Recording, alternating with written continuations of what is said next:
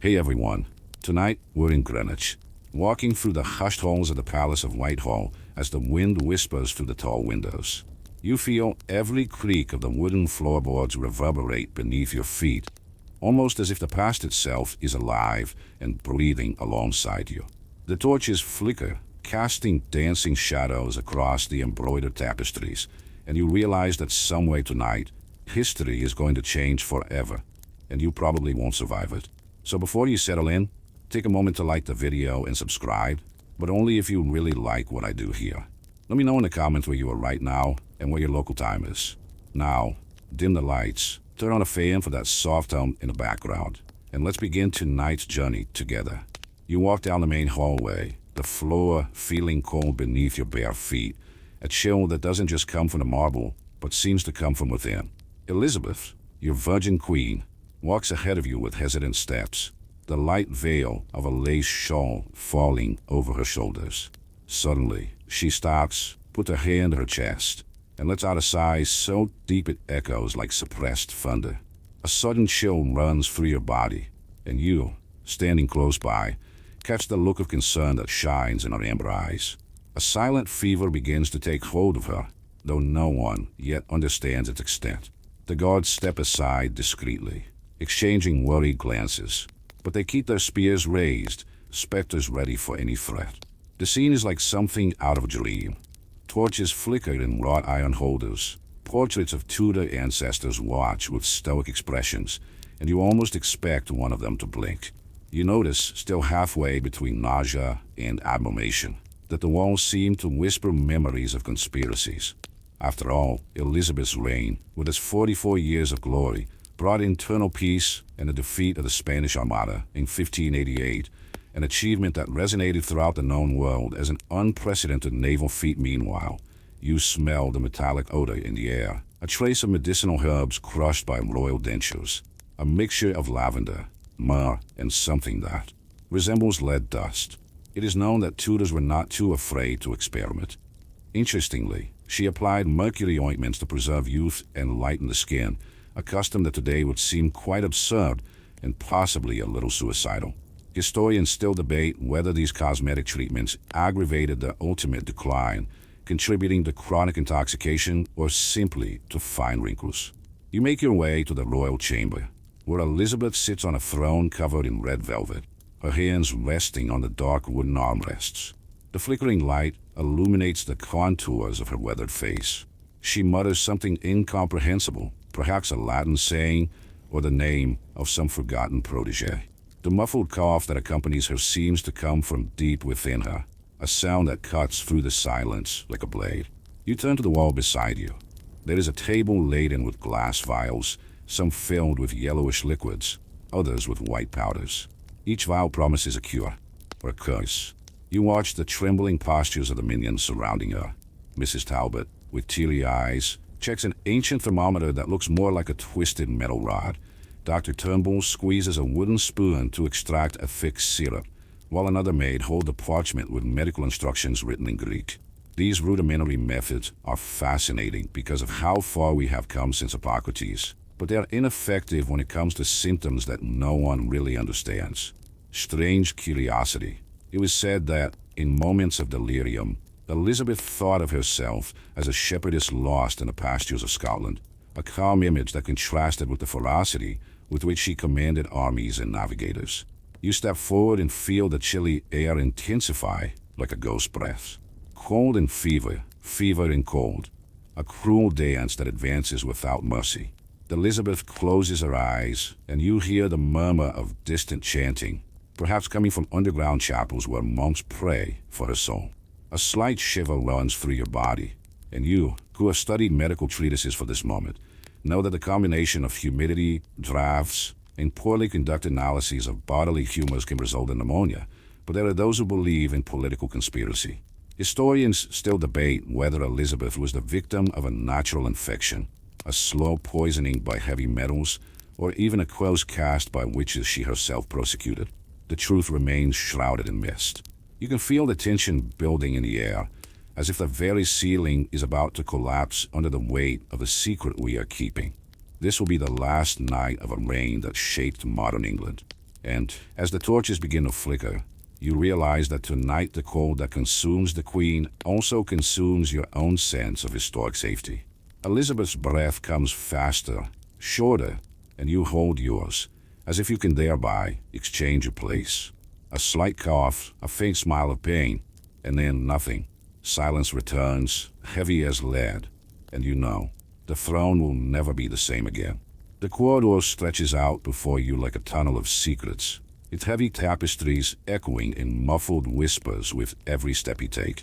You hear the echo of distant voices, servants hurrying along, faces pale from the flickering lamp, trembling fingers touching curtain cuffs. Everything revolves around one word: fever. It runs from the lips, comes out in barely audible puffs, but 2 damp cloths on servant's forehead are enough to ignite a conflagration of furies. "I saw the queen faint," says a trembling voice. "She spoke of red snow," whispers another. You realize that in every whisper there is an echo of panic. The corridors of Whitehall have been home to conspirators of all kinds, but it has never been so hard to separate fact from fantasy.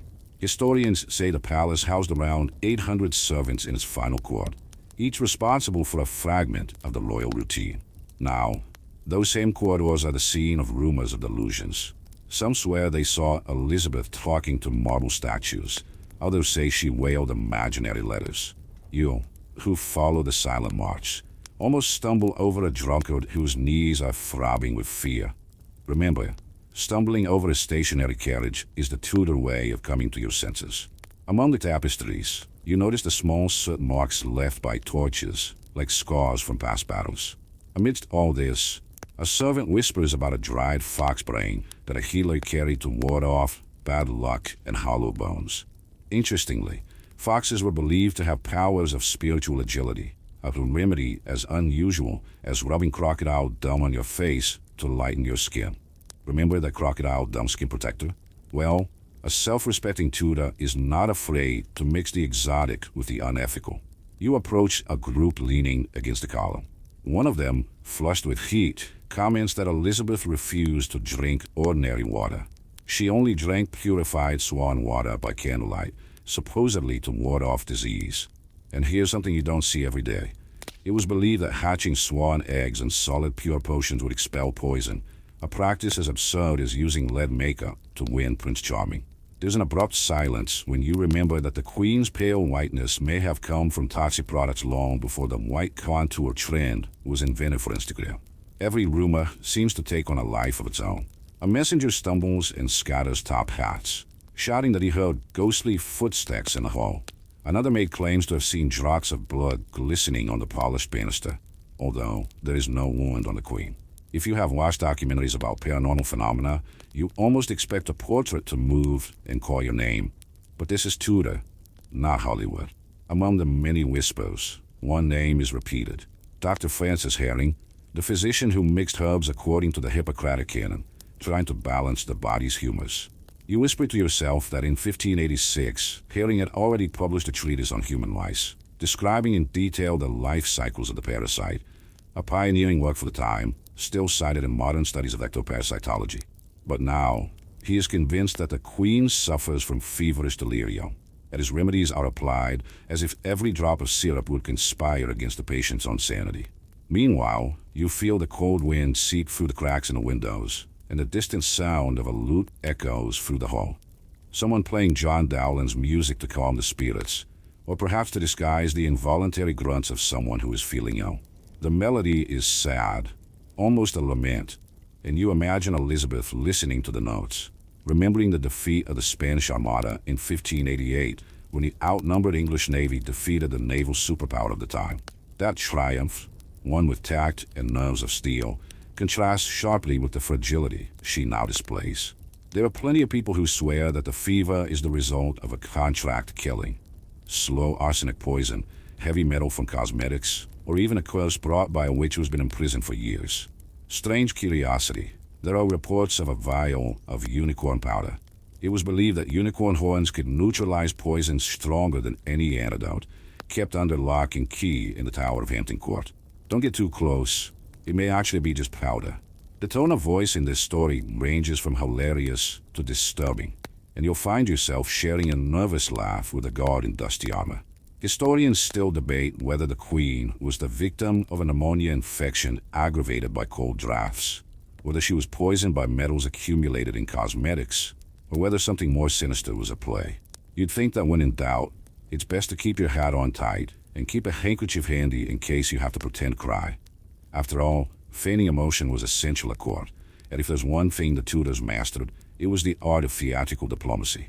At the end of the corridor, a half-open door reveals a panting figure. An assistant sitting on a beanbag tried to decipher medical hieroglyphics on incomprehensible parchment. You sit next to him and notice the anguish in his eyes. It's not just the queen's illness that terrifies him, but the fear of being held responsible if something goes wrong. Bad joke. Just imagine trying to explain the next time you get fired that it was the draft's fault. I swear I closed the windows. As you stand up to move on, a final rumor reaches your ears. It is said that, hours before her death, Elizabeth interrupted a dinner party because she swore she saw the figure of her sister Mary, Bloody Mary, standing silently at the head of the table, as if coming to collect on past debts. Whether this was a high fever or just a guilty conscience is anyone's guess. But you slowly begin to understand that every corridor in Whitehall is a maze of stories, some true, others so outlandish they would make a Hollywood screenwriter rethink his career. And as the hallway leads you back to the entrance hall, the chorus of voices fades, as if someone has pressed a supernatural mute button. Only the echo of your own thought remains, knocking, and the certainty that, in the halls of power, it is not always clear who is alive and who is already part of the legends whispered by the common people. You enter the chamber, where candlelight dances across a carved mahogany table, strewn with crystal goblets, amber flasks, and painted porcelain bowls. The aroma is a kaleidoscope, sweet notes of mead, the humming bitterness of herbal tonics, and a subtle hint of burnt alcohol. The smell that reminds you of a feast but is transformed into a medicine. The queen holds up a delicate goblet, the liquid within sparkling as if it holds tiny stars. She kisses your lip and sips carefully. You, inches away, can almost feel the heat spread down your throat before the liquid even touches your tongue.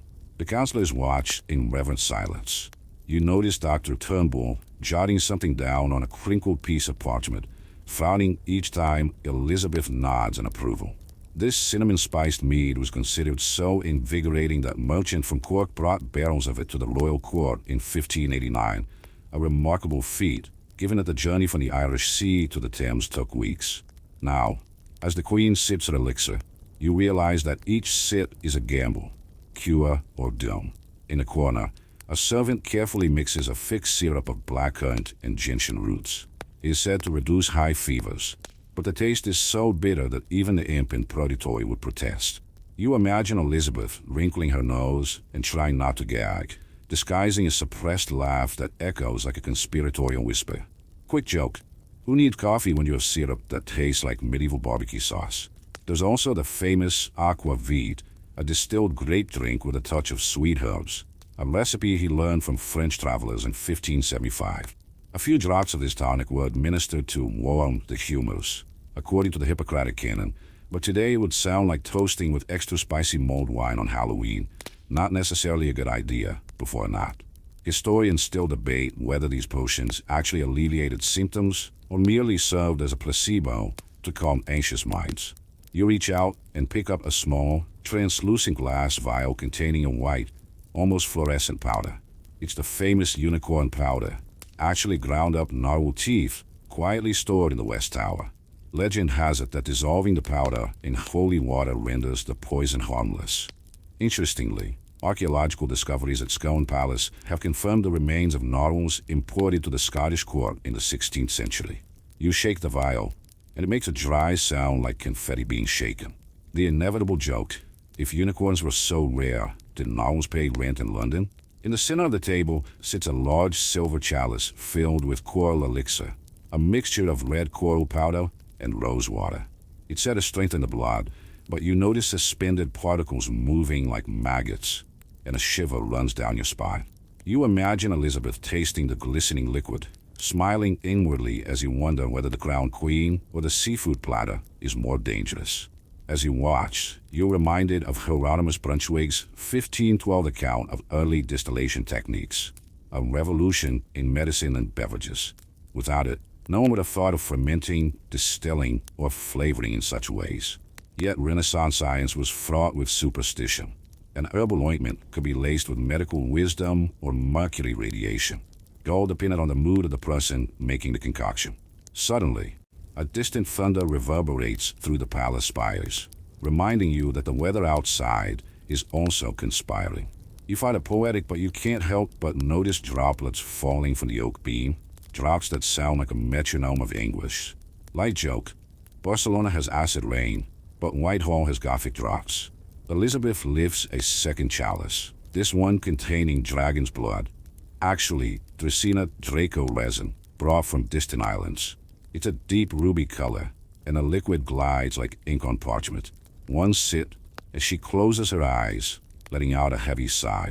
You catch a hint of citrus, almost like lemon mixed with pine resin, a combination that would deserve an Instagram hashtag today. Hashtag tastes like adventure. On the wall, portraits of Tudor kings peer out, and you feel the historical pressure. It was here that in 1601, Robert Cecil recorded in a report that the Queen drank up to 6 doses of these potions a day, an amount that would make a modern sommelier give up sommeliering. Such excess has sparked academic debate. Historians still debate whether these treatments were part of an effective prophylactic routine or simply a medicinal addiction that hastened the monarch's decline. Meanwhile, you dip your finger into a pool of yellowish liquid on the cold floor, perhaps a spilled tonic or urine altered by fever. The heat rushes to your head, a tactile reminder that not everything in the kingdom is glamorous. You wipe your finger on a linen towel that smells of spice dust and smile, thinking that, after all, who needs a spa when you have a checkmate of symptoms? The Queen looks away and points to a carved cedar box. Inside lies a scented oil of lily of the valley and rose oil, a chest rub balm you'd see on the shelves of fancy drugstore today. You kiss your wrist, letting the sweet scent waft up your nostrils, and for a moment you imagine that all this might also ease the burden of leading a country at cold war with Spain. Dr. Herring, leaning over the table, comments that the oil is a heat salve designed to dissipate cold humors that lodge in the lungs. But you notice that for therapeutic emphasis, he rubs his own thumb so hard that it turns red. When Elizabeth finally sets down the chalice, you feel the vibration of something greater. Every sip, every drop, every crushed powder has been condensed into a ritual that blends science, superstition, and spectacle.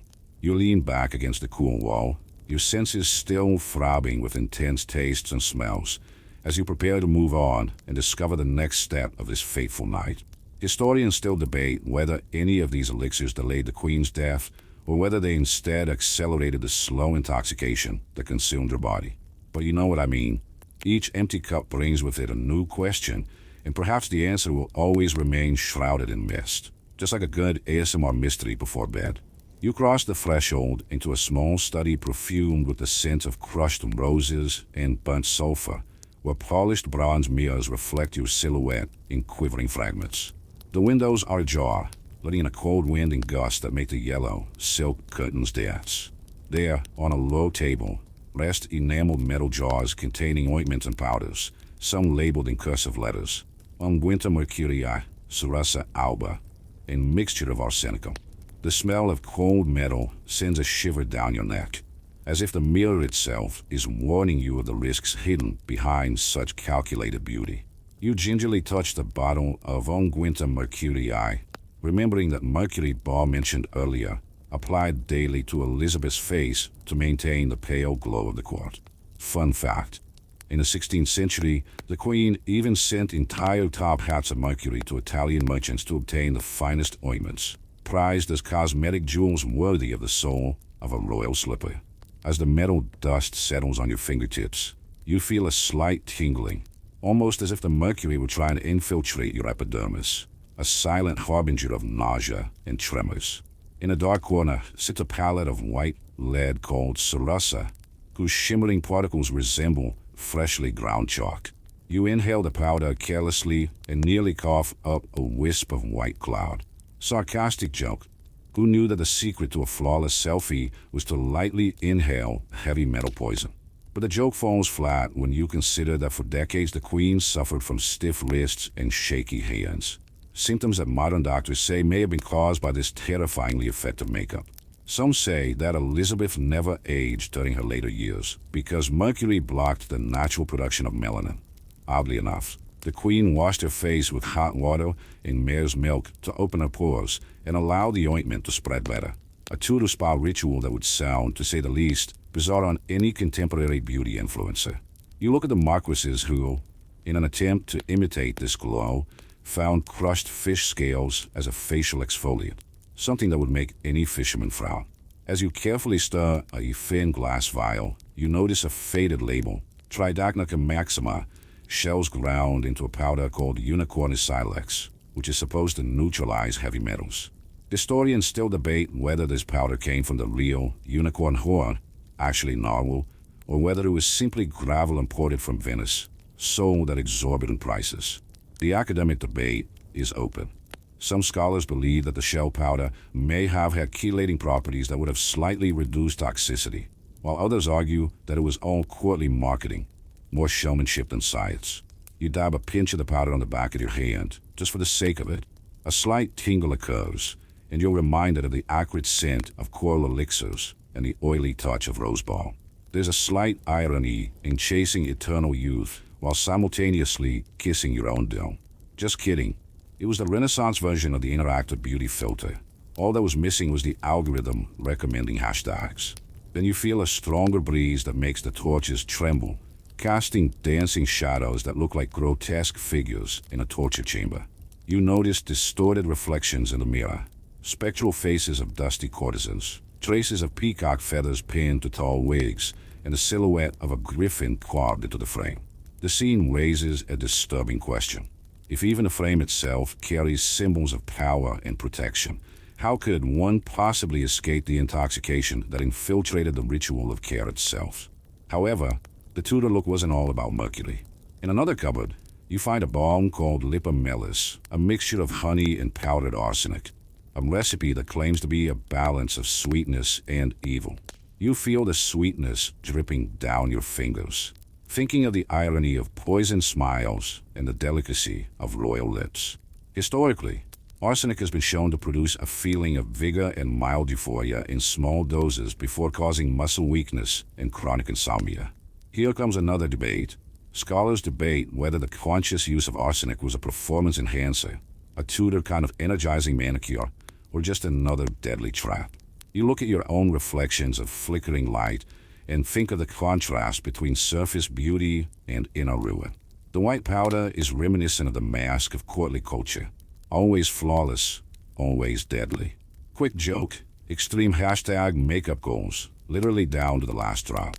And you realize that beneath that layer of seduction lurked a vile poison, so subtle it only revealed itself in morning jitters and pounding headaches. As your hands move through the jars, a soft sound like wings knocks at your door. A maid enters, whispers something incomprehensible, and leaves a small, polished astrolabe on the table. Engraved on the metal disc are alchemical acronyms that suggest a secret treatment using exotic herbs and metals. You tilt your head and hear the distant echo of academic debate. Historians still debate whether these formulas were a primitive scientific development or just a device of royal protocol. You wonder if it really matters, when the end result was always a dance between life and death. Finally, you run your hand along the collar of your robe, feeling the velvety threads press against your skin. The chamber seems to spin slightly as the torches go out in unison, leaving only your pale form in the mirror to reflect. You know that if you keep up this ritual for a few more days, you will begin to see dark spots and lose the glow in your eyes, subtle symptoms of chronic poisoning. But for now, you remain there, amid shadows of mercury and deadly cosmetics, gazing at the deceptive gleam of each jar. Historians still debate whether the queen succumbed quickly to an acute infection or was slowly eroded by years of toxic cosmetic treatments. And as you leave the chamber, you carry with you the metallic taste of that ancient mystery, like a cold echo that refuses to fade. You enter the great hall, bathed in the flickering light of over 100 candles. each flame casting a mosaic of shadows across the silver-studded oak tables. The scent is so thick that you can almost catch the warm aroma of pepper, cinnamon, and aged wine. An irresistible invitation to anyone seeking to forget the fever that is gnawing a court. Before you, a long table holds a profusion of steaming platters. Whole roast pork with crispy rind, pheasant stuffed with smaller partridges, haunches of venison stewed in sweet wine, tarts filled with candied fruit and delicate puff pastry. You feel the heat of the embers reflecting off your face, as if the feast itself refuses to leave you cold. Laughter mingles with the clink of golden goblets. You take a sip of sparkling mead, noticing the intense hot flavor that still tickles your tongue, reminding you that this drink was considered so valuable that in some monasteries it was kept to celebrate victories in battle. As you chew a piece of venison seasoned with nutmeg, you notice Mrs. Talbot leaning over to whisper in a courtier's ear about dried seaweed used as a diuretic, a trick as exotic as passing through the spice markets of Venice, which supplied England since the mid-16th century. You notice that guests end up using their hands to dab one golden chickens and release juicy bits of stuffing that dripped out. Some insist on using knives, but the custom of eating with fingers was so ingrained that tables would bring out bowls of rose water to wash hands between bites. Inside joke: if we find it strange today to eat with our hands, imagine trying to explain the concept of a napkin to a hungry Tudor nobleman. So, sir, do you wipe your finger on your handkerchief before scooping out more tranche? At the center of the banquet is the ultimate ode to excess, a stuffed swan, carefully adorned with a gold tiara and edible flowers. Legend has it that if you could eat a piece of its breast without losing a feather, you would enjoy health and fertility for the entire year. Bizarrely, some courts have imitated this display by replacing swans with peacocks, letting their tails fan out into flamboyant fans, almost like a Renaissance reality show of plate decoration. As you lean forward to examine a platter of imported shark bones, considered an aphrodisiac and reserved for those with elite palates, you shiver as you remember that sharks were caught in waters so cold that few survived the transport to London. And speaking of transport, you imagine the labor involved in getting pickled cucumbers all the way from southern Europe, where they were believed to help ease stomach aches caused by repeated feasts.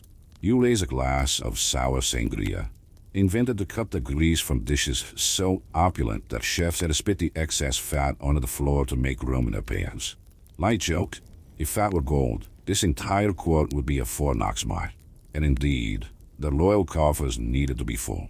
The cost of imported spices was soaring that the Secretary of the Treasury even levied an extra tax on cloves and cinnamon to keep the books in the black. Beside you, a group of musicians play flutes and lutes, the melody intertwining with the clink of cymbals and the muffled sound of conspiratorial conversations. You hear someone comment that spices weren't just for flavor. Black pepper was used to mask partially spoiled meats, since true refrigeration wouldn't arrive for centuries. Historians still debate whether these colossal banquets were a sign of effective political grandstanding or simply a ritual that brought millions of people together to impress one another. Heated debates that would make any modern forum troll think about changing their hobby. You notice that between a piece of venison and another of smoked fish, the guests begin to show signs of illness. Trembling hands, damp foreheads, empty looks. Some attribute it to strong drink. Others point to contamination from tin pans that release traces of lead. Strange curiosity. It is estimated that part of the English aristocracy suffered from delirium lead poisoning, a set of symptoms that included mental confusion and excruciating headaches. Suddenly, someone roars a toast in Latin, and you join in the chorus with a forced laugh, feeling the pressure in your chest rise as if you were inside an iron barrel. A mixture of good feeling and imminent fear. Quick joke: who would have thought that cheers would come with a small risk of poisoning? You step back to observe the scene as if you were a spectator at a bloody theater. Servants bump into tables, try to collect breadcrumbs for the pigs that prowl the neighboring kitchens. Some courtiers faint discreetly, lifting their veils so as not to stain their embroidered robes. In a dimly lit corner, a messenger bends over and discreetly vomits, an involuntary performance that echoes off the marble steps. Meanwhile, you hear the Queen's breathing echo 2 rooms away, each cough accompanied by apprehensive glances. You remember that in 1533, Henry VIII banned banquets lasting more than 3 hours, But Elizabeth, vain even in excess, ignored any chronological limits. And it is this same excess that perhaps accelerated her final decline, overloading a body already weakened by age and heavy treatments. Historians still debate whether that feast was the trigger for chronic pneumonia or just an episode of acute food poisoning. But the truth, as always, remains shrouded in steam and spice. You retreat toward the hall's exit, each step echoing like the beating of a war drum. The musicians strike a final chord, and the torches seem to sigh before fading. You sit on a cracked bench in the hallway, rubbing your hands together to ward off the underlying chill that the feast has failed to dispel. The taste of fat and sugar lingers in your mouth, a sensory reminder that even the most extravagant luxury can hide deadly traps. And as you watch the courtiers stagger back to their chambers, laden with provisions to prove they ate like kings, you feel the weight of it all. The banquet was a spectacle of power, but also a ritual of self-destruction. The party may be over, but the memories, and perhaps the toxins, will long echo in the silent halls of power. You slip down a side corridor to the Queen's private library, where leather shelves hold treatises on law, poetry, and political conspiracies. The air is thick with aged wood and frankincense, a sly mist that seems to whisper secrets of treason. A lone candle burns in an iron holder, reflecting dances of light across the spines of the books. It is here that the whispers of poisoning take shape and color, painting the scene with shades of intrigue. You approach a thick oak table, where a half-open manuscript rests. Boxes detailing poisons known to the Tudor court. Arsenic, aconitine, even poison ivy, frog collected from secret pools. Among the notes is the name of Robert Dudley, the Queen's favorite, marked with a nervous circle. It is said that he ordered ground shells to test substances in a confidential experiment, and that he once asked a footman to taste a mixture before he did. A rather disturbing test, if you ask. Odd fact, some reports claim that frog blood, hierarchically collected before sunset, was considered an effective lethal test, and was stored in vials decorated with alchemical symbols, almost like macabre jewelry. You hold the manuscript carefully, feeling the rough leather under your thumb. There are yellowish stains that remind you of old wine spills, or perhaps traces of some more sinister liquid. Quick joke. You think that if someone invented a conspiracy perfume today, it would be this heretical smell of ink and suspicion. Meanwhile, whispers echo from a half-open door. Tense voices, words broken by fear. He switched her cup last night. I heard someone went through the tunnels beneath the palace. You approach and peer. A group of courtiers are bending over a map of England, marking spots where potions would have been delivered by servants disguised as gardeners. Historians still debate whether these tunnels really existed or whether they were late inventions to make the story more exciting. But there, in the darkness, doubt weighs as heavily as an unsheathed sword. You enter silently, leaning your hand against the flickering light of a lantern. A thin, furtive-eyed man hands you a small packet sealed with red wax. Inside is a fine powder that glistens discreetly in the flame. You shiver. It's powdered mercury, harvested from minerals brought from mines in Saxony under the guise of cosmetic use. The precise mixture was so lethal in small doses that it could eat away at the stomach lining. Dark joke, it was the tinder of the court. One swipe of the powder, and there goes the match of a lifetime. You watch the conspirators' faces, clenched fists, furrowed brows. One of them, swallowing hard, confesses that the plan was to add the powder to the royal lipstick, since Elizabeth loved to touch up her lips with a mixture of honey and rose dye. It must have seemed ingenious. She kisses the mirror, applies the lipstick, and says good night to herself. A final kiss to death, if all goes well. Before fear can spread, you hasten to ask if anyone has tested the powder on a rat. The answer is a forced smile and the clink of silverware from the next room, as if the Prince of Fear himself were welcoming death. You walk away silently, carrying the mysterious package with you. As you turn a corner, you stumble upon a sleeping guard, whose snoring sounds like a metallic trumpet announcing war. Quick joke. Excuse me, sir, the Queen's new ASMR spotlight is waking up even the stones. He wakes up startled, chokes back a sob, and quickly takes off his hat in nervous salute. You shake your head, thinking that, deep down, everyone that replaces the spear with a small vial of powder a silent war being waged in cups and vials. You reach a small study where moonlight streams in through a high window. In the center, a low table holds a chalice filled with a milky liquid, supposedly a calming elixir. But there are some stubborn claims that it was used as a vehicle to dissolve solid arsenic. According to secret records, the drop was so small that it went unnoticed, but lethal enough to incapacitate without fanfare. Historians still debate whether this method was common or a posthumous invention to dramatize the Queen's death. But you, there with the chalice in your hand, feel the weight of the deadly decision turning on the tip of your finger. You lift the glass, remembering the crystal goblets from Section 3, and almost taste the bittersweet taste on your tongue before looking away.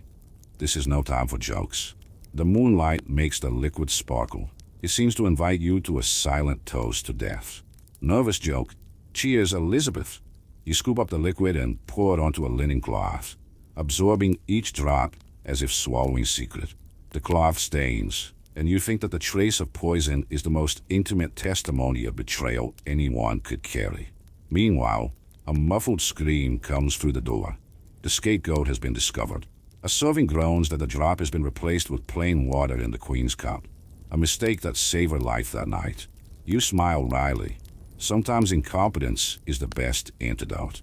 But the laughter is short-lived because you know that, on another night, another, more clever plan could triumph.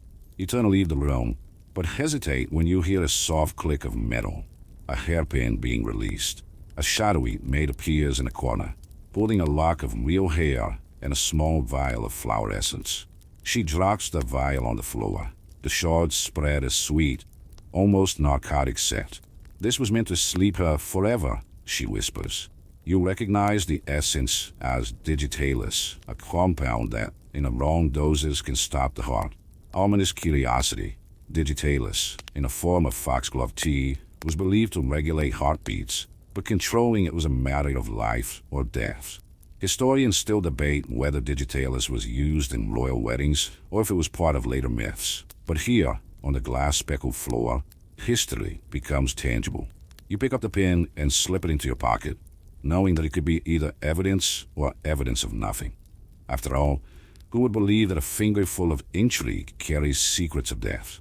Final joke, if anyone were to open your pocket, they would think you collected pieces of hideous cosplay.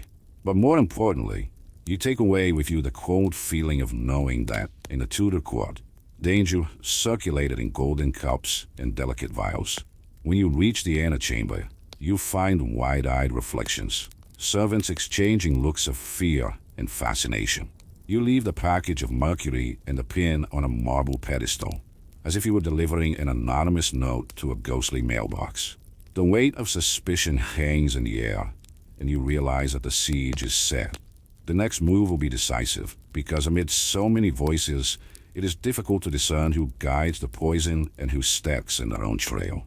And as you walk away, a collective sigh seems to run through the entire palace, a silent lament that mixes relief and curiosity.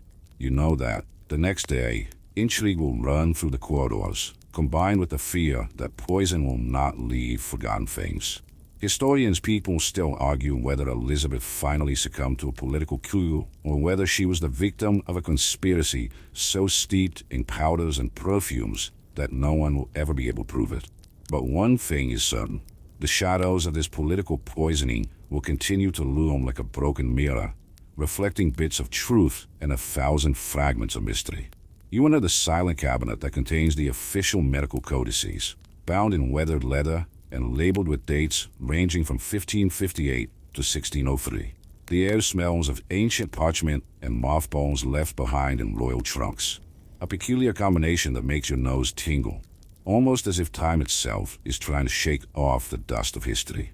The spines creak as you open them, revealing goose-quilled reports, each in a hesitant but solemn handwriting.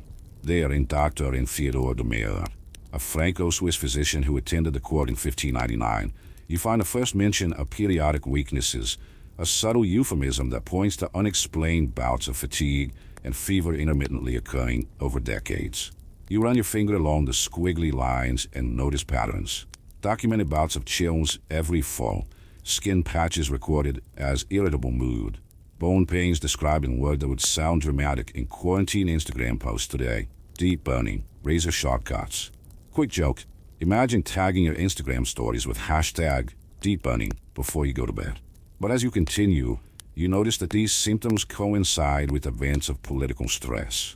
The Earl of Essex's rebellion in 1601, the signing of the Act of Succession, even the negotiations with Scotland, suggesting that Elizabeth's body and mind were reacting to the weight of the throne. As you scan a yellowed page, your gaze falls on a paragraph about subtle tremors in the royal hands, noted by Sir John Harington in 1596. You remember that scene in the cosmetics cabinet, where mercury had covered the skin like a death mask. Now you understand that the tremors were not due to poisoning alone, but possibly to a chronic nervous condition. Oddly enough, some argue that Elizabeth suffered from porphyria, the same disease associated with figures like George III, a fringe hypothesis that suggests that attacks of abdominal pain and sensitivity to light were clear signs. Historians still debate whether porphyria fully explains the condition or merely adds a dramatic twist to the royal narrative. The following book is a logbook of daily visits. January 29, 1603, continued ague, moderate fever, occasional delirium. Patient refuses light soups, demands red wine. You take a deep breath, red wine again. You, who today have to calculate macros and avoid alcohol because of her diet, are amazed at Elizabeth's discipline in choosing what her body wanted, even if it was an invitation for late-onset palpitations. Inside joke, who needs a nutrition coach when you have the Queen's diarrhea cravings? The pages are stained with tea and drips of crimson liquid, perhaps traces of spilled mead. Turn a page and you'll find instructions for a herbal steam bath, in which bay leaves and sage are recommended to calm high humors, followed by cool compresses of mustard and pepper, a contrast that would make any modern wellness enthusiast roll their eyes. You press your hand to your chest, imagining the heat seeping through your skin while the cold Hampton Court marble shivers beneath your feet. Among the notes, a curious recommendation appears. Administer drops of rose water, but do not exceed 6 drops per dose so as not to cause fluid retention. You smile, remembering the rosy ointment and realizing that, even covered in luxury, Elizabeth lived by strict rules of spheric dosage. Open academic debate. Historians still debate whether these prophylactic practices were prudent medical practices or simply courtly rituals intended to maintain an appearance of vigor. You'll find references to meticulous physical examinations. Sir Henry Atkins examined the royal tongue for suspicious plaques. Sir Crispin D'Ewes recorded pulse rates measured against the rudimentary metronome of his day, and Dr. Mayerne used a glass hourglass to calculate the duration of each fever. Light joke. All that was missing was a step counter to complete the Tudor health kit. These pioneering practices are a reminder of how far medicine has come, but also how limited resources were without microscopes and blood tests. Amidst all this, you discover a puzzle. Report of severe respiratory episodes, described as anguish of lungs on damp days, a possible sign of recurring pneumonia that was worse in London's damp winters. The pattern matches what you experienced on your first night in Whitehall, when a biting cold seemed to resurrect ghosts. An unusual twist. The humidity in March 1603 reached such high levels that chroniclers mention rain of freezing melancholy, almost a dark-themed weather forecast for spooky tourists. You flip to the end of the book, where there is a summary of the convalescences. Each bout of fever was followed by weeks of weakness that forced the Queen to wear a velvet dressing gown lined with fur. Imagine the loafy vibes of Tudor preppies in their dressing gowns and fox fur slippers, listening to lute in the background while trying not to doze off in public. But, as exotic as it sounds, the reality was harsh. Each convalescence weakened her muscular structure, making simply walking to the throne a monumental effort. As you close the book, you notice one last note from Dr. Mayerne. Patient exhibits unbreakable spirit despite quivering carcass. You sigh. That's the sentence that sums up the legacy of his fragile health. A vulnerable body sustained by an iron mind. Historians still debate whether it was this unstable balance that allowed Elizabeth to rule into her 70s, or whether it merely delayed her inevitable fate.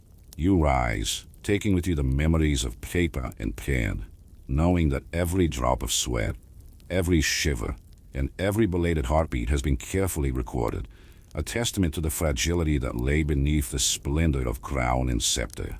Meanwhile, the breeze escaping through the window seems to whisper that, after all, every human legacy is marked by contradictions, strength and weakness, science and superstition, triumph and decline. You take a deep breath and, with your fingers still marked by the old ink, you leave the office with a new understanding. Elizabeth's fragile health was not just a medical problem, but a mirror of her own journey. A monumental queen who walked a path paved with victories and defeats, leaving a legacy that still makes us question the boundary between power and mortality. You open the door to the cabinet of knowledge, a discreet room where low tables line up vials, parchments, and medical instruments whose names still make your eyes pop. Bronze scalpels, silver cannulas, and a strange humor spectroscope, an hourglass adapted for measuring bodily fluids.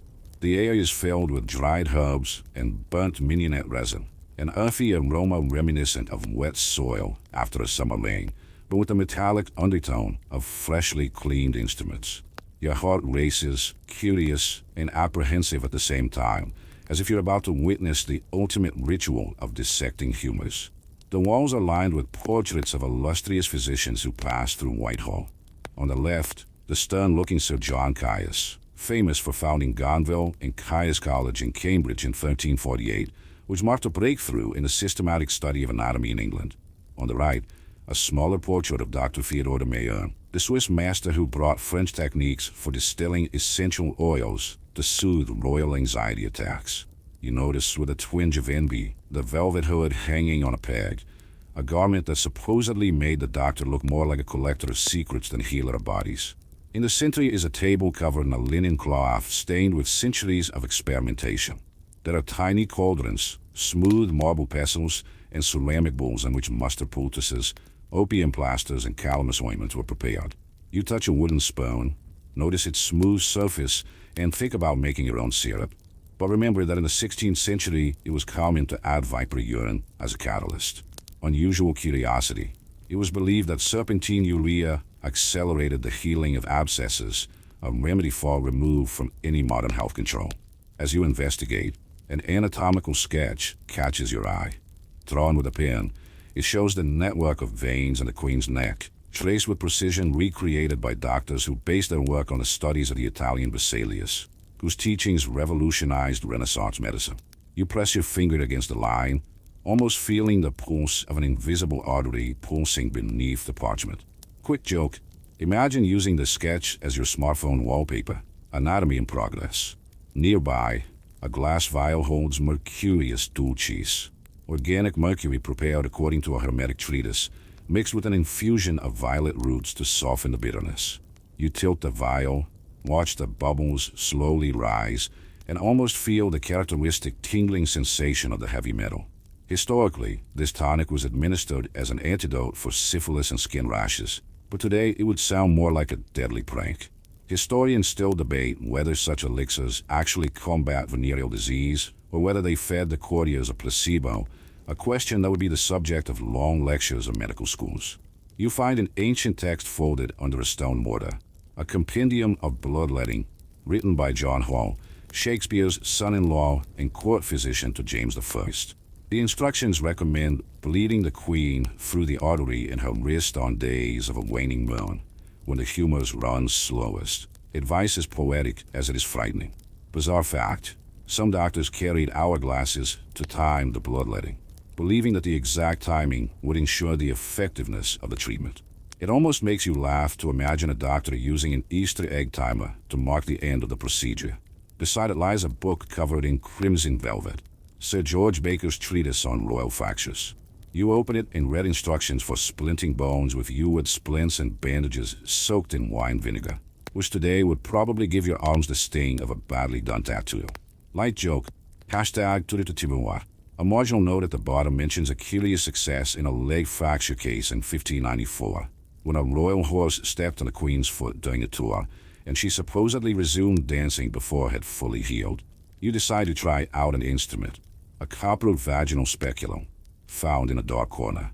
The sight takes your breath away, not from its intimacy, but from the item's unnerving precision. It was used by doctors to diagnose fallen humors in the uterus, a condition thought to be responsible for migraines and dizziness. There's little archaeological evidence for its use, making this instrument a fringe relic that defies conventional wisdom. Academic debate is open. Some experts believe the speculum was more likely a torture device than a medical device.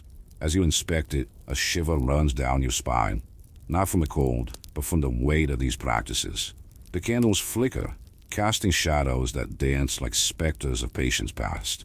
A draft makes the parchment vibrate, reminding you that the science you see here is as fickle as the air currents that surround Whitehall.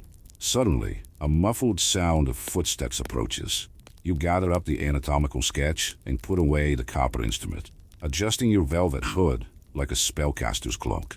A maid opens the door and whispers that Dr. Turnbull is waiting nearby, ready to discuss an experimental controlled internal heat treatment using glowing embers beneath the royal bed. You let out a breathy laugh. Imagine if there were a hashtag Spartuta trending topic for that. As you walk down the corridor toward Turnbull, you realize that every instrument, every note, and every drop of liquid there contains a tantalizing mix of embryonic science and relentless superstition. And you realize that it was undoubtedly these medical secrets that sustained Elizabeth's reign until her final moments, a legacy of courage and practices that, dangerous as they may seem, still leave historians debating whether they were acts of compassion or spectacles of power.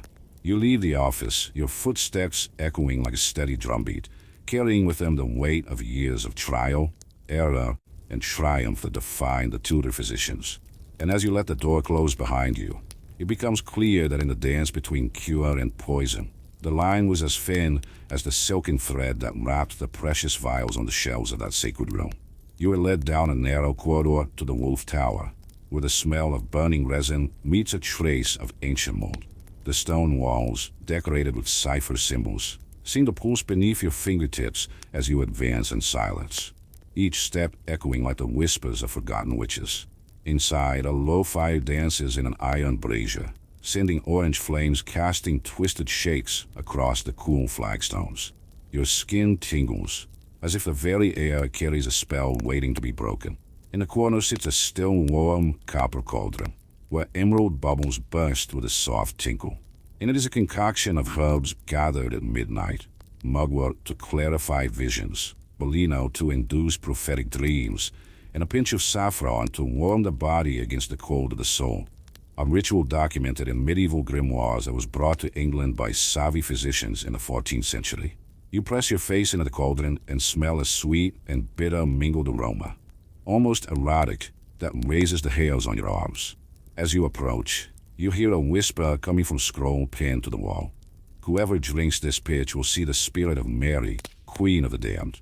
Strange fact, there are reports that, before Elizabeth's death, a Scottish seer named Isabel Gaudy was consulted to cast a protective spell over the monarch, but the details disappeared in mysterious flames during the reign of James I. You puff out your chest and smile, thinking that witchcraft at court was about as common as a mustard steam bath. Suddenly the fire seems to crackle louder, and you notice wisps of emerald green smoke. In the center of the room, tied to a post, is a straw doll spiked with iron needles, a symbolic veil raised against supposed hidden enemies. A serving girl with wide eyes and trembling fingers stirs a smaller cauldron and whispers, "It is for drain away evil intentions." Historians still debate whether these acts were genuine folk rituals or performances, almost theaters of internal intimidation at court. You feel the tension building, as if all the walls are watching you, judging every beat of your heart. Nearby sits a wooden box carved with mystical symbols. Inside are raven skulls, dried toad bones, and shards of broken mirror. Each fragment of reflection is said to prevent the Queen Scout from seeing through other people's spells. Light joke, imagine trying to explain the security bug on today's Zoom. I'm sorry, Lady Elizabeth. Your video is in 16 fragments, but the mood is serious. Even the joke feels weighty. You approach a circle drawn on the floor in chalk, a sort of mandala marked with runes. In the center, a handful of white powder, salamander powder, extracted from the supposed bones of a legendary animal and used to ward off mortal jealousies. A fragile, Faded label reads, "Do not mix with mercury or the spell will backfire." Open academic debate. Scholars still debate whether this powder actually existed or was just a metaphor for processed cinnabar. You extend your index finger and hesitate for a moment before touching the trace, feeling static electricity run across your skin. In the darkest corner, he finds a makeshift altar. 3 black candles, a cup of lamb's blood, and a thick book engraved with the Key of Solomon. You're reminded of modern forums on Renaissance magic that treat these texts as literature. But here, in the suffocating silence, everything seems real. The maid who accompanies him whispers that, during the death of Mary Stuart, magical poems were recited in Latin to summon storms over political enemies, a good example of how faith and power mixed in the 21st century. Suddenly, a cold wind blows through the room and extinguishes the candles in unison, plunging you into darkness for a second that seems to last a lifetime. As the flames rekindle, you see, in the crack of a door, a fleeting reflection, the silhouette of a woman in white robes. You blink, but she is gone. Perhaps a trick of the light or your own imagination fueled by ancient tales. Brutal and subtle. The moment is enough to make you hold your breath. You hold a box of skulls and bones and think about how fine the line between protection and curse was. Inside joke. Who knew the Queen's safe deposit box was made of crow skulls? But you understand that in a kingdom where medical science was faltering, belief in occult powers offered a kind of control, or just more dread. Before leaving, the maid hands you a small glass vial containing a violet liquid, mandrake essence, promised to induce revelatory dreams. You smile, putting a vial in your pocket. Perhaps on sleepless nights, a sip might be better than any chamomile tea. Historians still disagree on whether mandrake was actually used in safe doses or whether it caused dangerous hallucinations in addition to curing illnesses. You turn to leave the room, but hesitate when you hear a soft, rustling sound, as if the pages of an invisible grimoire are turning. The breath of the Tower of Wolves echoes in your senses. Every record of witchcraft, every powder, and every symbol conspires to keep alive the memory that, on the threshold between faith and science, Elizabeth walked surrounded by mystery. And as the torches in the hallway begin to rekindle, you feel as though you have carried fragments of darkness with you. A reminder that in the Tudor court, it wasn't just mercury or arsenic that could be poisonous. Sometimes, a curse prayer was enough to claim a life. You emerge from the shadows of the inner corridors and feel the cold air pierce every layer of your cloak, as if it were being pierced by invisible blades. The stones of the courtyard creak beneath your feet, impregnated with moisture accumulated by the constant rains of this late winter of 1603. Each breath exhales clouds of steam that dissipate in the thin air, reminding you that the cold here is not just a sensation, but a character that shakes destinies. You notice the contrast between the pale sun on the horizon and the cutting wind that seems to extract every last drop of heat from your body. As you make your way through the courtyard, you notice dark puddles of water mixed with frozen mud, a tactile reminder that this year's rain has been exceptionally heavy. Chroniclers recorded an unprecedented wet autumn, with more than 120 days of precipitation between September and February.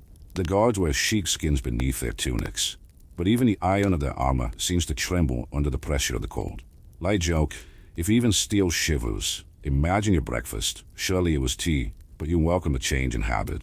You walk across the muddy lawn to the veranda of the main hall.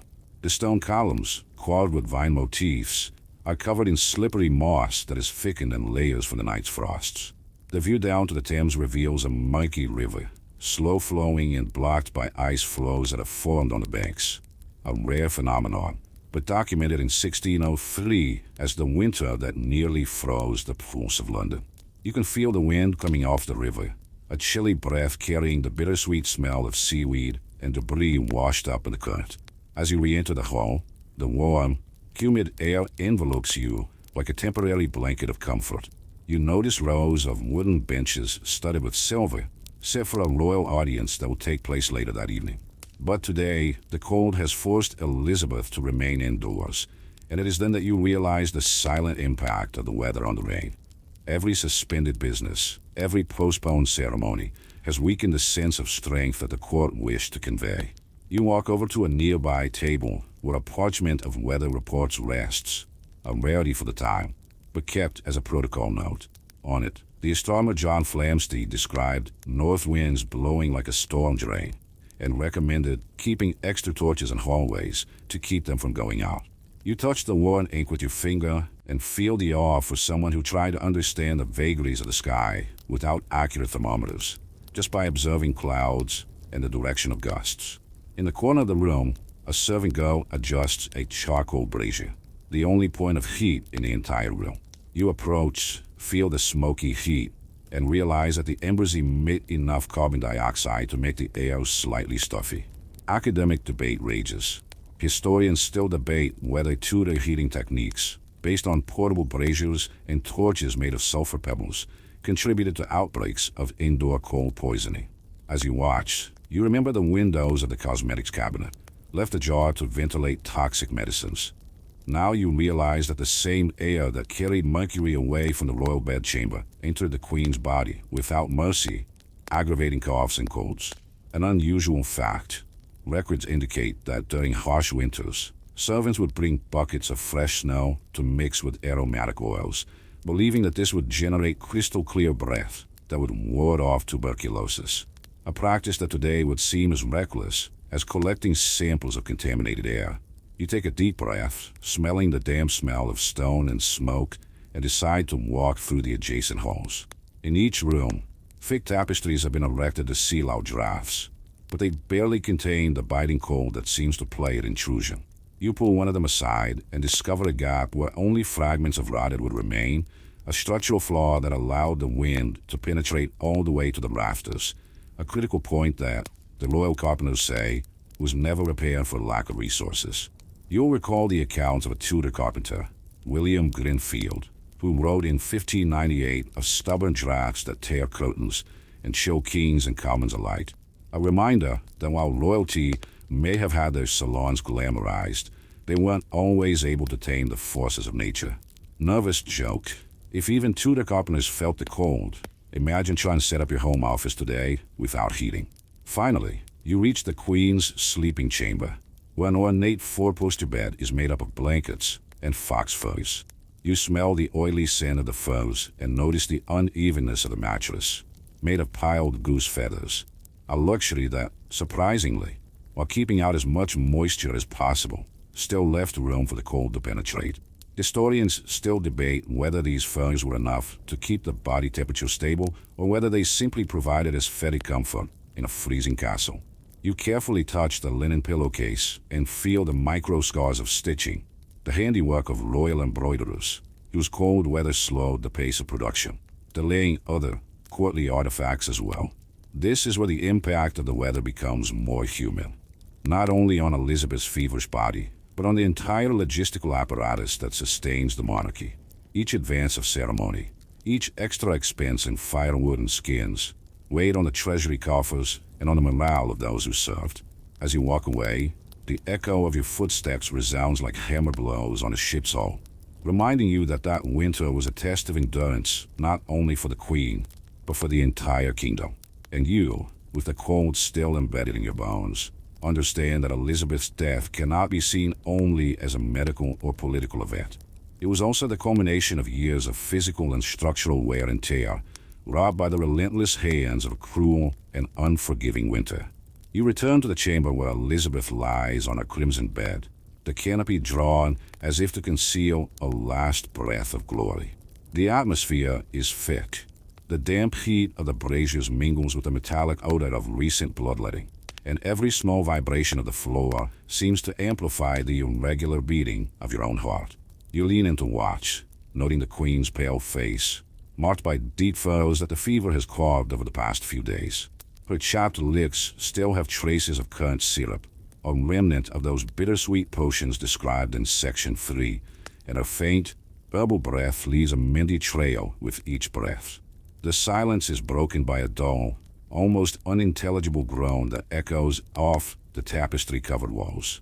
This low, continuous sound marks the rhythm of decline, a death rattle that recalls an ancient machine trying to maintain a doomed mechanism. Historians point out that, In the early hours of March 24th, 1603, exactly at 2 a.m. Greenwich Mean Time, Elizabeth breathed her last after a night of feverish delirium, ending a reign of almost 45 years. You keep your gaze fixed, aware that you are witnessing the threshold between life and legend. Each groan carries a mixture of agony and relief, as if the body, so weakened by heavy treatments, remember that mercury ointment from Section 4, is freed from the weight of so many thrones.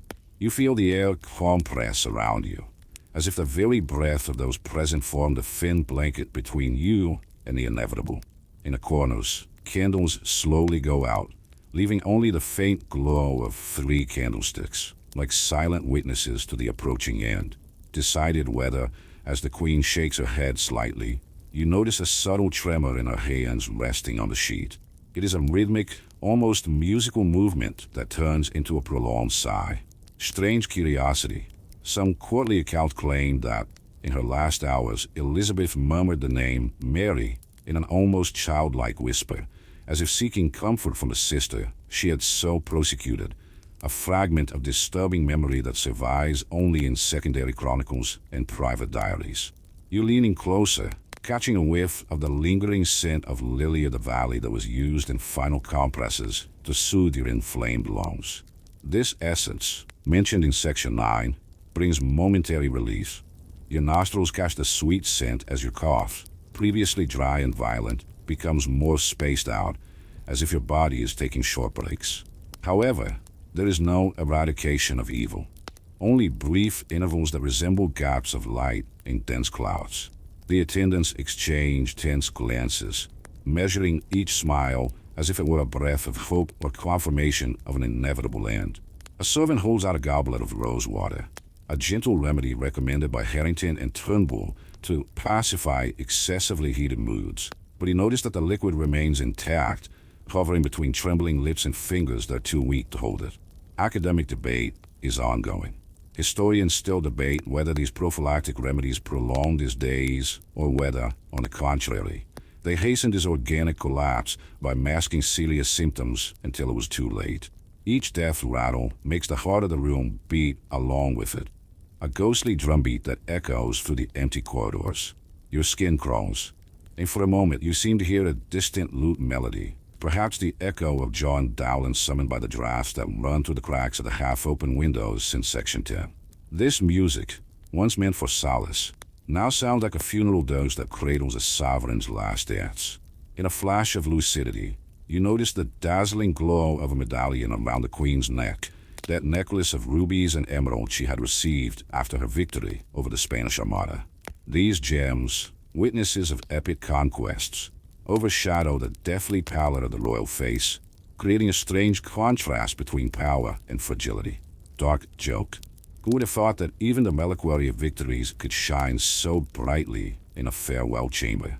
The final moan comes in a single, prolonged, and deep note, a lament that seems to extend into infinity the siege of doubts about what really killed her. Some modern doctors suggest bacterial pneumonia aggravated by inadequate drainage and hypocritical bloodletting, while others resume suspicions of chronic poisoning by arsenic, a metal found in cosmetics and fine foods. You wonder, amid the weight of this moment, if there is a practical difference between dying from a natural disease or from a camouflage poison. After all, the result is the same, but the narratives resist. Then silence descends. The last gasp dissolves into the chill air, and the Queen stands as still as if carved from living marble. Your fingers tingle as you type an unsendable message. She is gone. Your thoughts echo with the Mandry talisman you kept in Section 9, a symbol of dreams and death, now tucked into your pocket like a keepsake. You stand there, watching the royal body that, hours before, commanded ships, beheaded pretensions, and wrote peace treaties. Now it is just a cocoon of linen and furs, about to be dressed in official mourning. The royal flag flies half-mast in Whitehall, and even the wind seems to diminish in strength, as if revering the end of an era. Historians still speak of the echo of that night, some calling it a gentle transition, others accusing it of a planned political conspiracy. But for you, the moment is both unique and final. You walk away, silently, feeling the weight of each footstep echo in the hallway. The locket loses its luster, the lute's melody fades, and only the memory of the final death rattle remains, a fragment of sound that, like a haunting echo, will haunt the palace of Whitehall for centuries to come. And as the door closes behind you, the chill of the night seems to invade every space she left behind, reminding you that even in death, Elizabeth I continues to shape the destiny of an entire nation. You return to the now hushed, vaulted throne room, where the scroll of parchment bearing Elizabeth's will lies on a walnut table. The ancient paper whispers softly to the touch, as if each letter etched in carbon ink still pulses with the authority of a monarch. You unroll it carefully, feeling the grainy texture beneath your fingertips, and the first few lines of cursive leap into view. I, Elizabeth, by the grace of God, Queen of England. Elsa Tudor formality resonates in every curve of the calligraphy, but it is in the final clauses that the air seems to vibrate with secrets. You notice the first controversial clause, a small paragraph naming the Countess of Suffolk as the recipient of a tenure in the Scottish borders, a fief that should, by usual practice, have reverted to the crown. An unusual curiosity. There is a record of secret correspondence between Elizabeth and the Countess, suggesting an almost clandestine affinity. Rumor has it that letters spiraled in gold were exchanged like forbidden lovers.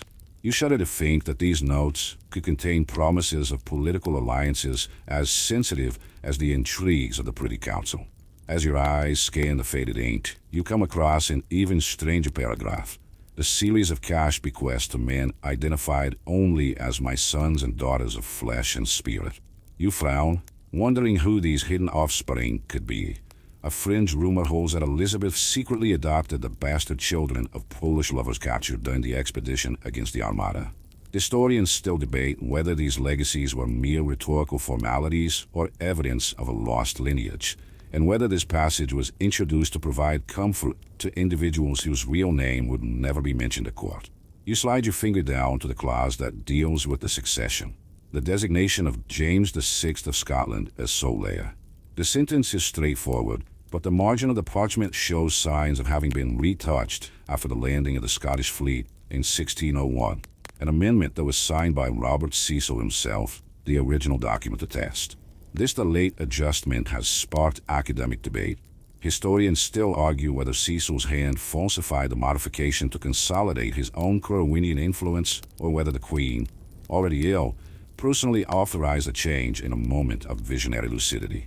You stop at a passage where Elizabeth refers to a secret council charged with administering funds for the maintenance of the flow of information between the European courts. This concept of state intelligence, so modern by 16th century standards, reveals the monarch's political acumen. She foresaw the value of spies and coded messengers long before the word espionage gained official status in the royal treasury. A mild joke. Who would have thought that the first English Secret Service was installed with a crown and not in military uniform? The following lines hold more surprises. A generous bequest to a noble priest whose name has been crossed out, perhaps against his will. You raise your eyebrows. Who could this mysterious confessor be? There is a fringe hypothesis that he provided Elizabeth with esoteric advice on astrology and alchemy, practices that she kept secret so as not to undermine England's Protestant image. This deliberate scratching of the name opens the door to further suspicions. Could the Queen have wanted to reward an occultist for amulets and potions designed to prolong her life?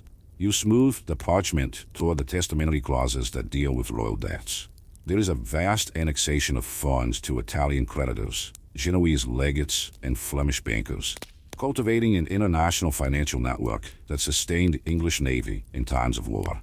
Historical fact, in 1589, Elizabeth authorized loans of up to £100,000 to Octavian Farnese, Duke of Parma, to secure the payment of arms against Spain, a risky move that only underscores the economic complexity of the reign.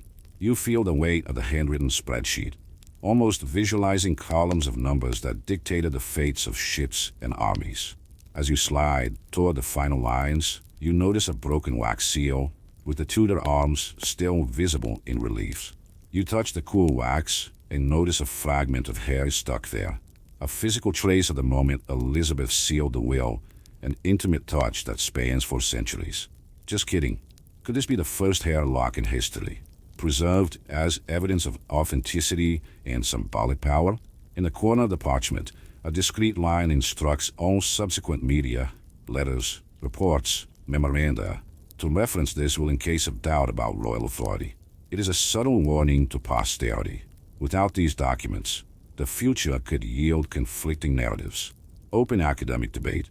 Historians still debate whether the will was widely distributed among members of the Privy Council or locked away until the Jacobite coronation, influencing debates over legitimacy for decades.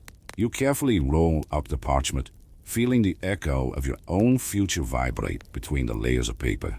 Each clause, each correction, each erasure tells the story of a monarch who, until the end, shrewdly calculated her allies and her reserves.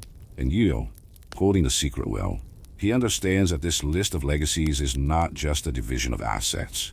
It is a map of loyalties, fears, and secrets that the Queen took to her grave, but left as a legacy for whoever dares to read between the lines.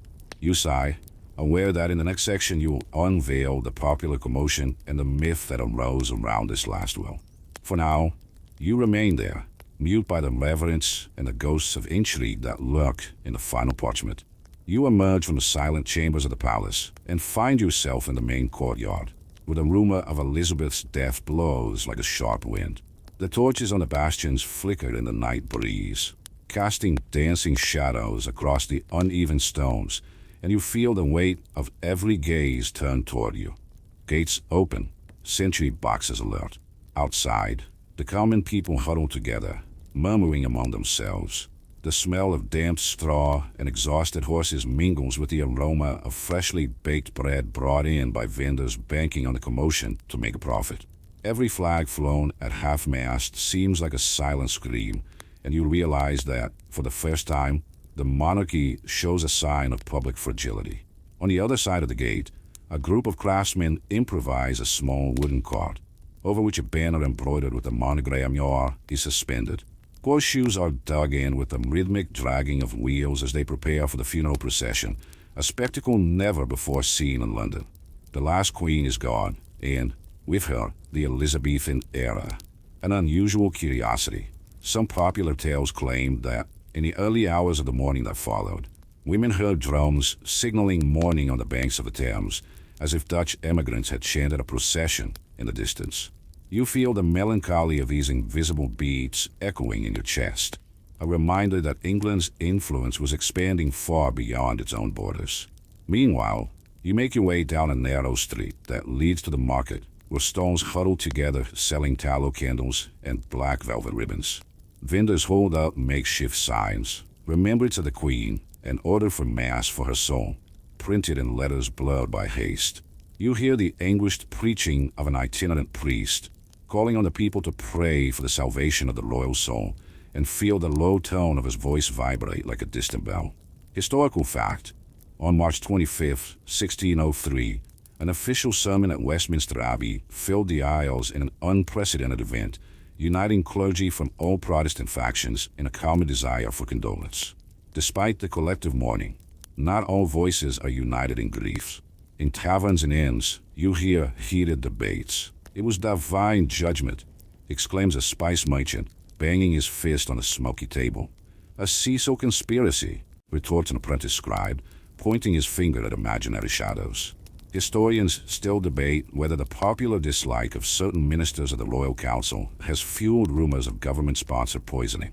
You smell the strong smell of beer and tobacco envelop the hall, and you think that even in the midst of public respect, suspicion runs free. You step outside the tavern and find a group of Oxford students setting up a makeshift pulpit. They recite elegies in Latin and Greek, mourning not just the loss of a sovereign, but of a patron of the arts. Among them, a young poet declaims lines that exude nostalgia. "Sweet storm of wisdom, thy legacy burns in golden parchments." An unusual fact.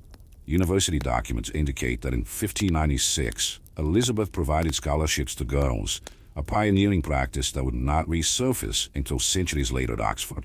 You notice the youthful reverence and feel a sense of pride. Even in death, the Queen inspired progress. As you walk along, You notice that wayfinding signs on wooden posts point to Whitehall and the place of burial. White painted arrows point down shadowy alleys. People line up in neat rows of guards, forming a human corridor for the official procession. You feel the tingle of raw nerves. Is the ceremony a show of unified strength or the final dirge of a vulnerable monarchy? Open academic debate. Experts discuss whether James VI absorbed immediate popular support or whether the people were slow to accept the dynastic union, a transition that only consolidated over time.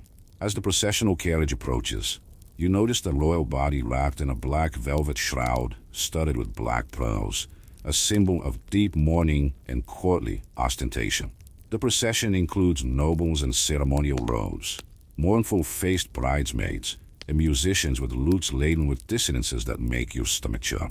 You feel the ground tremble slightly under the weight of the horses' hooves, like the drumming of hearts united. Just kidding. If we were to film this scene today, the soundtrack would call for a dramatic remix with muffled bass. As you cross the River Fleet on a creaking plank suspension bridge, the procession is reflected in the murky waters, creating a double image of shadows and flickering light. You feel the dampness rising from your boots, a shiver running down your spine.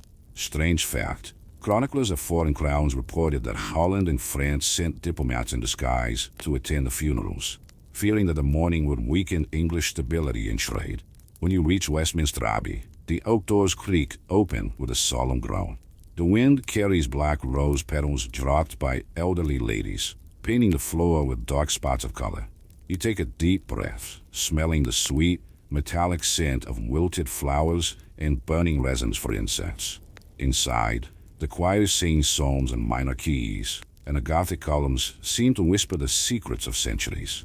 You notice a side staircase where, according to records, James VI would kneel for the first time as heir, marking the beginning of a new era, a gesture loaded with political symbolism. And as you retreat through the silent naves, you transcend popular eagerness and official ceremony. You understand that Elizabeth's death has become a living myth, a carnival of shadows in which devotion, suspicion, and hope intertwine. Each step reverberates on the cold marble as a reminder that, in the streets and on the altars, the echo of her reign will endure for generations, shaping legends and historical questions that, like feathers in the wind, will never completely dissipate. You return to the grand halls of Whitehall, with the echo of the ceremonies still pulsing through the Gothic pillars, carrying with you the memory of the intense glow of the decorated men who paraded before Elizabeth in her days of glory. The torches no longer flicker out of fear of the cold, but to revive memories of triumphs that shaped the known world.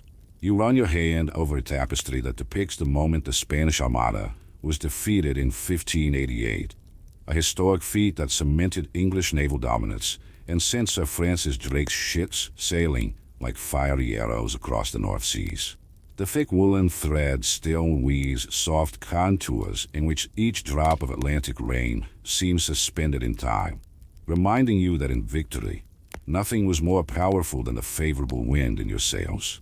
As you walk, you smell a distant scent of myrrh and burning paper, remnants of the festivities at which the Queen delivered her famous golden speech in 1601, declaring her loyalty to the English people with promises of peace and prosperity. An unusual curiosity. Some swear that, behind the scenes of this speech, she was inspired by a lost poem by a Franciscan monk who believed in the power of royal empathy to tame social unrest. You almost expect to find a quill left on a makeshift pulpit, a trace of a voice that never made it into the official annals. The echo of your own boots reverberates on the polished marble, and you remember how, in Section 7, the medical report spoke of subtle tremors in Elizabeth's hands. Today, mental charts show not weakness, but the human touch of sovereign who, even overwhelmed by responsibility, kept a steady hand as she wrote letters to the European courts. Historians still debate whether this image of the Virgin Queen was a political device as meticulous as her mercury ointments, or whether it sprang from a genuine ideal of independent female power. As you pass the portraits commissioned by the court, you feel the contrast between the immortal pallor and her lively eyes that gaze out at the viewer. A slight chill runs down your spine as you remember that, in Section 4, you were in the perfumed cabinet of toxic cosmetics. Here, the quality glitter came at a high price, and the layers of makeup hid more than wrinkles. They hid the relentless wear and tear of years under the crown. Irony whispers that, without these artifices, perhaps the legend of her eternal beauty would not have reached generations of poets and playwrights. As you enter the gallery of royal tapestries, the clink of a solitary glass breaks the silence. A servant was rummaging through old things and dropped a silver cup that rang like an ancient bell. You bend down to pick it up, notice stains of dried wine that may have stained the fabric from the sour sangria mentioned in Section 5, a reminder that even at sumptuous banquets there were leftovers that bore witness to excess. Light joked. Who would have thought that the toast of victory would end up remembered as a puddle of liquid glory on the floor? Continuing on, you reach the Hall of Islands, where maps and navigation charts tell stories of explorations around the world. There is a sketch of a route that took English sailors to the mouth of the Amazon River in 1594, a historical event that expanded commercial horizons and conspired to make Elizabeth's name remembered not only in Europe, but on distant continents. A curious fact, it was believed that an English captain brought back to court an hourglass made from the skins of a giant tortoise, supposedly capable of measuring tides, an artifact that today would rest in a museum of exuberant curiosities. The wind that blows through the arched doors carries the whispers of later generations, as if the hall were vibrating with silent chords. You lean against a cold marble pedestal and mentally revisit the decorations that Elizabeth distributed sparingly. Orders of chivalry, titles of dukes and generals, jeweled fans that signal good graces. Historians still debate whether these gestures were motivated by power strategy or by a true appreciation for the figures who defended his throne. As you walk down a long row of oak planks, you notice a few imperfections in the lath, small splinters that expose the core of the wood. You're reminded of Section 10, when you probe the structural flaws that let the cold in, a perfect metaphor for the cracks in the reputation of a monarch who, while unshakable, was also vulnerable to political intrigue. Inside joke, who knew such a big queen could have such small cracks? You reach the center of the room, where a huge marble statue depicts Elizabeth holding the globe in her hand. The sculpture's sharp contours contrast with the smooth marble, creating shadows so deep they seem to be cuts in time.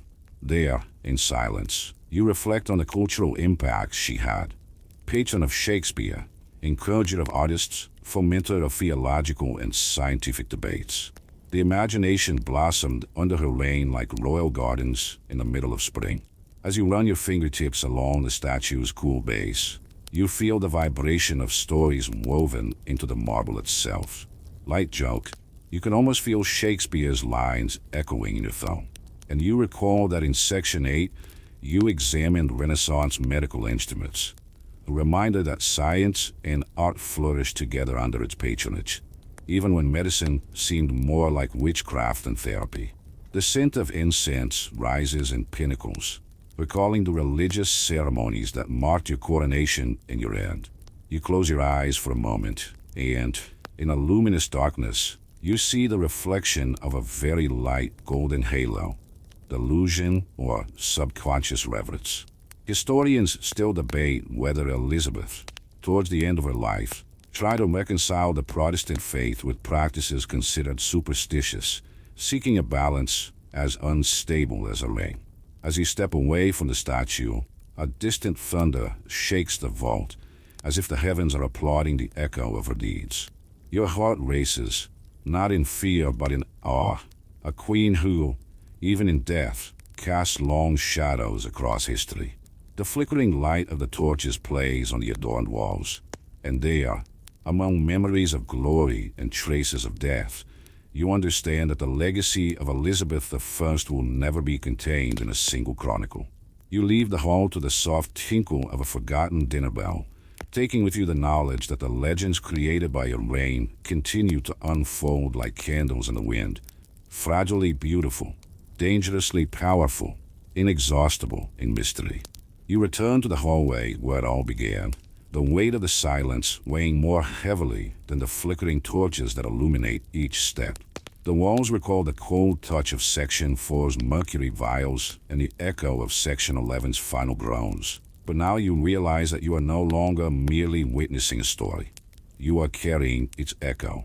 In the faded paintings, the image of Elizabeth I seems to regard you with a slight severity, as if wondering whether the truth has been respected or lost in rumor and shadow.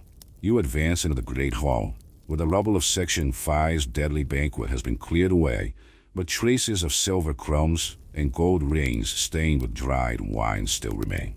The polished floor reflects your own reflection, and you realize that Elizabeth's death left more than just a vacant throne. It left a nation hungry for narrative, willing to believe any plot that even utters the word conspiracy. Historians still debate whether the cult of the Virgin Queen was a spontaneous creation of the people or a meticulous political construction of the Privy Council. As you walked, you reach the Chronicle shelf and see titles that sweep away decades of debate. Death by pneumonia, slow mercury poisoning, the secret of the Hampton Court witches. An unusual curiosity whispers in your mind. There are those who believe that the royal dying breath was actually a cry to open portals to the afterlife, a bridge built of Section 9 mandrakes and salamander cells that were never meant to be mixed. You touch the spine of one of these volumes and feel the roughness of aged leather, reminding you that the royal fractures documented in Section 8 were not limited to the body, but also to traditions that seemed unbreakable.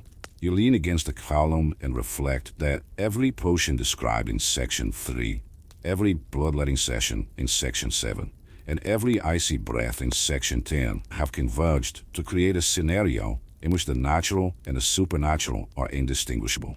Open academic debate.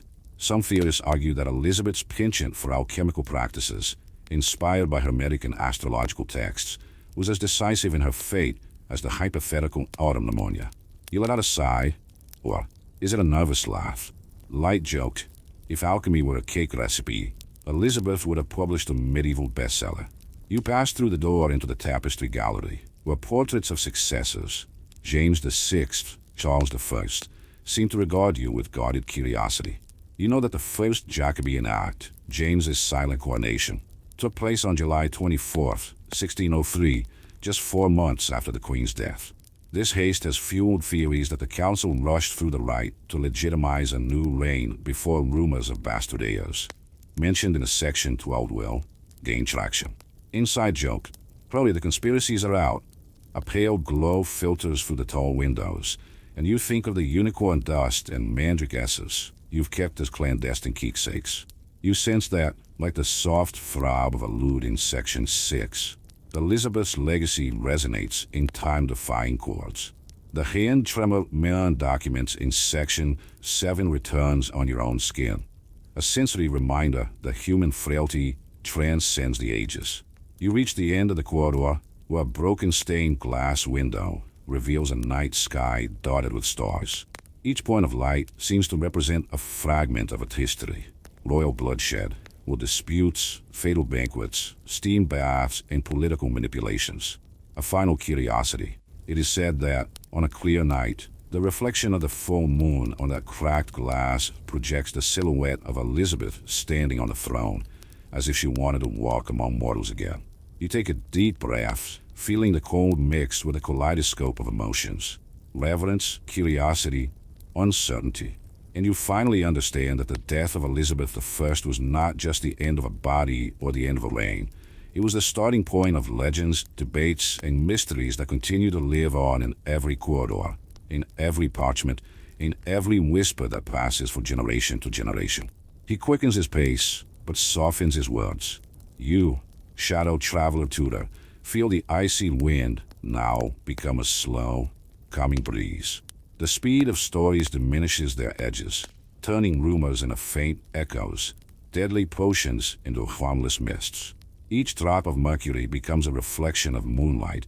Each fragment of perfumed oil dissipates like the scent of serene night. Reassure yourself that while the court was once a scene of conspiracies and poisonous medicines, there is no danger now. Only memories shaped by your imagination and the past. The drafts that once haunted Whitehall dissolve, and the chill departs, bringing warmth contained in calm thoughts. Remember, you have survived the journey through haunted halls, lived through the last gasp of a queen, and learned secrets that time has nearly swallowed. The final images fade. Tapestries, cups, vials, and mandrakes give way to a clean space, flooded with a soft sigh. Breathing slows, each inhalation echoing like distant music, each exhalation a wave of tranquility. Let the pale glow of the stained glass guide your eyes to a fixed point. Allow the darkness to be just a welcoming blanket. Now whisper to yourself, you are safe, protected by the very history that unravels mysteries and dissolves fears. May your rest be light, like a spring breeze, and your dreams be filled with ancient stars that have witnessed empires rise and fall. And a script. Sweet dreams.